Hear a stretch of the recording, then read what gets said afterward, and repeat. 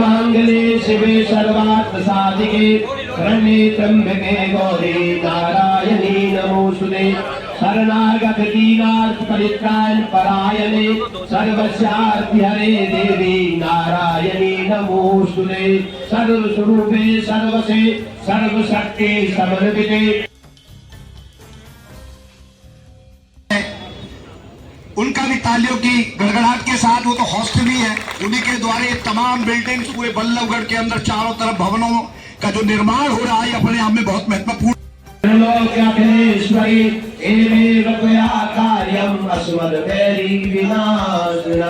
नमो देव्यै महादेव्यै शिवायै सर्वं नमः नमः प्रकृत्यै भद्रायै नियता प्रकाशमतां देवी।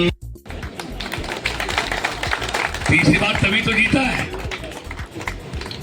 और आज ऐसे काम की शुरुआत की है, पवित्र काम की, तो देखिए क्या पता नहीं क्या होता है। वो तो होगा ही चौथी बार। कीर्तिमान तो ये बनाएंगे। लेकिन मैं आपको एक विश्वास दिलाता हूं, भाई मूलचंद के साथ कंधे से कंधा मिलाकर चला हूं और कंधे से कंधा मिलाकर इनके साथ चलूंगा।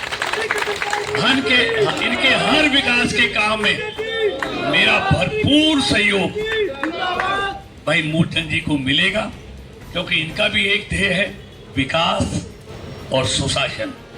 और मोदी सरकार का मूल मंत्र है विकास और सुशासन। और जहां जहां बीजेपी की सरकारें हैं वहां आप देखेंगे विकास और सुशासन देखने को मिलता है। इसलिए लगातार बार बार भारतीय जनता पार्टी की सरकारें बन रही हैं। तभी तो बन रही है बार बार, हर प्रदेश में आती है तो जाने का नाम ही नहीं लेती। तो इसलिए है कि भारतीय जनता पार्टी विकास में विश्वास करती है। और फिर मोदी जी तो आप जानते हैं सिर्फ भारत के नहीं, आज दुनिया के सर्वश्रेष्ठ नेता हैं, सर्वप्रिय नेता हैं। और कैसी झपक छुटाते हैं आपने देख लिया। मोदी जी से पहले भी थी, जब बॉम्बे में आतंकवादी घटना हुई और 160 लोग निर्दोष मारे गए। अक्षरधाम पे हुई तो 30 लोग मारे गए।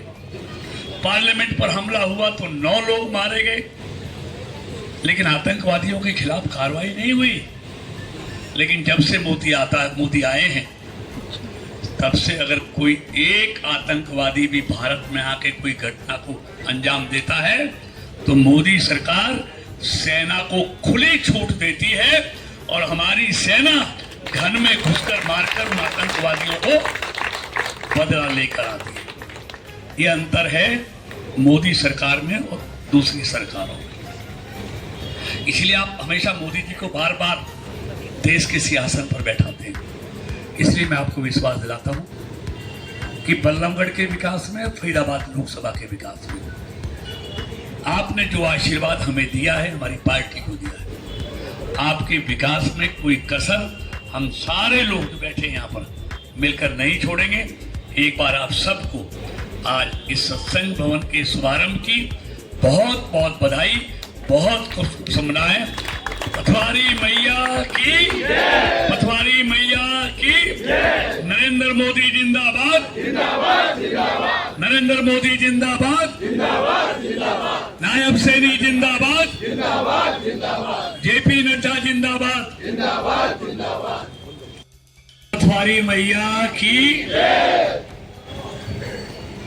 आज के इस सत्संग भवन के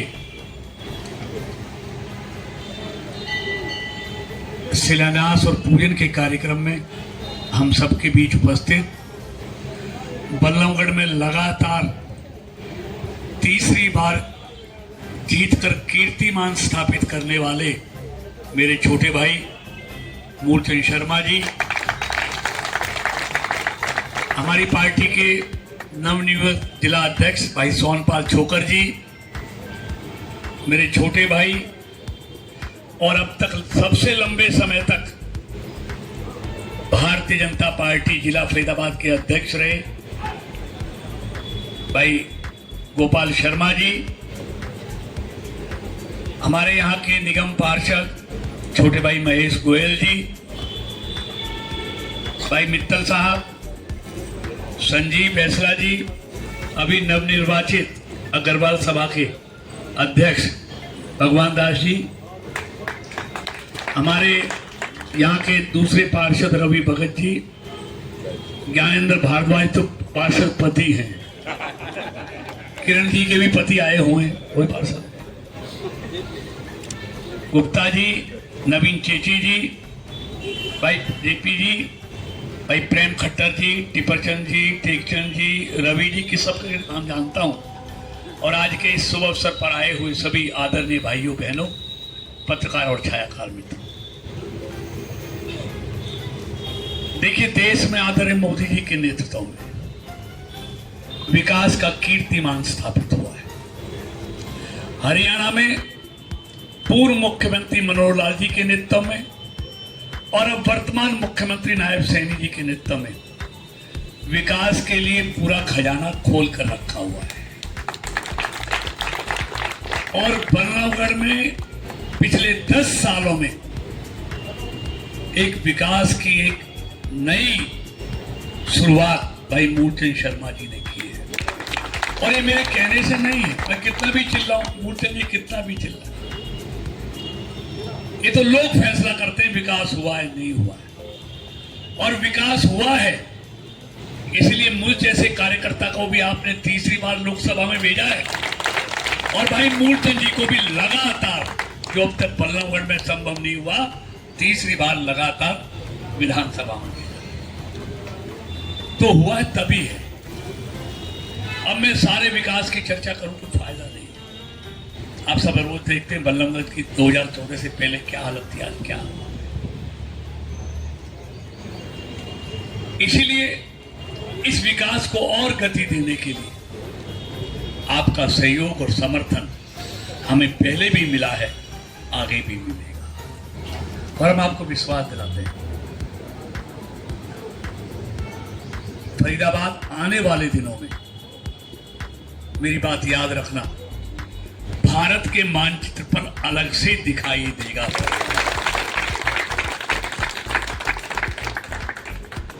हर क्षेत्र में फरीदाबाद आगे बढ़ेगा और कनेक्टिविटी में तो हरियाणा में फरीदाबाद और पलवल का कोई मुकाबला ही नहीं कर पाएगा। अभी बल्लभगढ़ से हम पलवल तक मेट्रो लेके जा रहे हैं। अभी हम रैपिड मेट्रो दिल्ली एयरपोर्ट से वाया फरीदाबाद और जेवर तक लेके जा रहे हैं, जो उस एयरपोर्ट को भी वाया फरीदाबाद, गुड़गांव, जेवर से भी जोड़ेगी। अब मैं हाईवेज की बात करूं, सब जानते हैं ऐसे हाईवे बनाए, एक बार चढ़ जाएंगे तो कहीं भी पहुंच जाएंगे। तो मूलचंद जी ने ईमानदारी से बल्लभगढ़ के विकास के लिए जी तोड़ मेहनत की है। आज उसी कड़ी में यहाँ सत्संग भवन का शिलान्यास हुआ है, जो लगभग 6 करोड़ रहा यहाँ आने का। और क्या ये पूरा प्रोग्राम था? बल्लभगढ़ में आज पथवारी मंदिर में एक भव्य सत्संग 6 करोड़ की लागत से भाई मूलचंद शर्मा जी, जो लगातार तीसरी बार यहाँ से विधायक चुनकर गए हैं, उन्होंने एक खूबसूरत सत्संग भवन का आज भूमि पूजन कराया है, जो 6 करोड़ की लागत से बनकर तैयार होगा। पिछले 10 सालों में यहाँ के पहले मंत्री रहे, अब तीसरी बार विधायक, मूलचंद जी ने बल्लभगढ़ के विकास में कोई कमी नहीं छोड़ी है। पहले आदरणीय मनोहर लाल जी के आशीर्वाद से, अब नायब सैनी जी के आशीर्वाद से इस क्षेत्र के विकास के लिए पूरा खजाना खुला हुआ है। इसलिए निरंतर यहाँ पर विकास देखने को मिल रहा है। कोई भी बल्लभगढ़ विधानसभा का एक भी कोना ऐसा नहीं है जो विकास से अछूता रहा हो। सर, कितने टाइम में ये बनकर तैयार हो जाएगा और कितनी लागत में ये बनेगा? 1 साल इसका समय है। 1 साल में ये भव्य सत्संग भवन 6 करोड़ की लागत से बनकर तैयार है। सर, ये जल्दी में पहलगाम का मामला सामने आया है, आतंक पर